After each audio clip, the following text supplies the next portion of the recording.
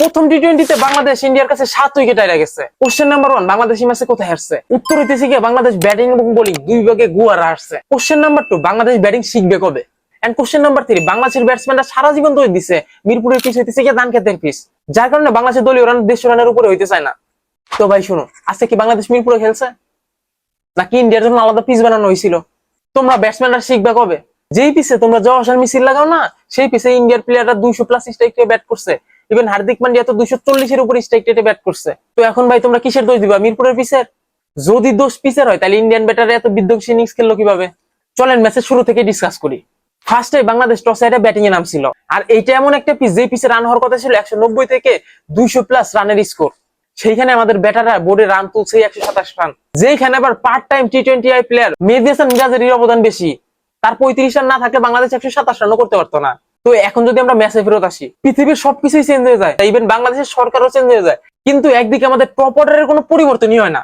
আজকেও ফার্স্ট ওভারে বাংলাদেশ প্রথম উইকেট পড়ছে, এমনকি 3 ওভারে যে আরেকটা উইকেট পড়ছে। এবং সবচেয়ে মজার বিষয় হলো পাওয়ার প্লের 6 নম্বর ওভার যে মেডেন ওভার দেওয়া হয়েছে, এবং এই মেডেন ওভার দেওয়ার জন্য পরবর্তীতে ডট বল প্রেসার না নিতে পারে হৃদয় ভাই আউট হয়ে গেছে, এবং বাংলাদেশ খুব দ্রুতই 5 উইকেট হারাই ফেলছিল। এবং দলীয় রান যখন 75, তখন শান্ত ভাই স্টেপ আউট করতে যায় একটা লাইভ পায়, মানে কিপার তারা স্টাম্পিং করতে পারে নাই।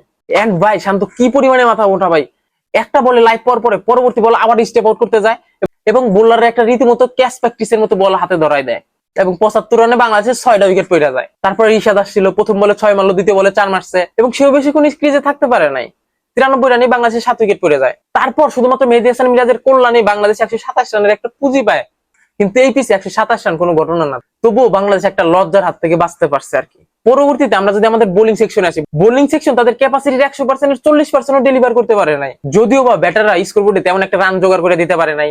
তারপরও তোমরা যে যার সাথে বোলিং করছো সেটা কোনোভাবে গ্রহণযোগ্যতা পায় না। আমরা যদি বাংলাদেশের বোলিং লাইন আপ দেখি, শরীফুল ইসলাম 2 ওভারে 17 রান দিছে, এন্ড ভাই তাসকিন 2 ওভার 5 বলে 44 রান দিয়ে দিছে, রিশাদ হোসেন মোটামুটি 3 ওভারে 26 রান, এন্ড আমাদের ফিজ 3 ওভারে 36 রান দিছে, মানে 12 করে ওভার প্রতি দিছে, যেখানে আমাদের ব্যাটসম্যানরা 6 করে ওভার প্রতি দিতে পারে নাই। এখন ভাই সব কথা শেষ কথা, বাংলাদেশে যদি জিততে হয় পরবর্তী ম্যাচে, অবশ্যই বাংলাদেশের মাইন্ড সেটআপ চেঞ্জ করতে হবে। সারা জীবন যদি ডট বল খেলার প্রবণতা থাকে, তোমরা ম্যাচ জিতবা কিভাবে ভাই? টি-20 তে যদি তোমরা এত ডট বল দিতে থাকো, তাহলে ম্যাচ জিততে পারবা? মাইন্ডসেটের তো পরিবর্তন দরকার কিছু। টি-20 তে অ্যাটাকিং ক্রিকেট না খেলে তোমাদের কেউ পাত্তা দিবে না ভাই ভবিষ্যতে। এটা 2010 সালের ক্রিকেট না, 2015 সালের ক্রিকেট না, এটা 2024 সাল চলে। যাই হোক, এখন আশা করি বাংলাদেশ এই ম্যাচে যতগুলো ভুল করছে সব ভুলগুলো শুধরে নিবে, দ্বিতীয় ম্যাচে একটা ভালো ফাইট ব্যাক দিবে, এবং বাংলাদেশ সিরিজে সমতায় ফিরে আসবে একে একে। Best of luck.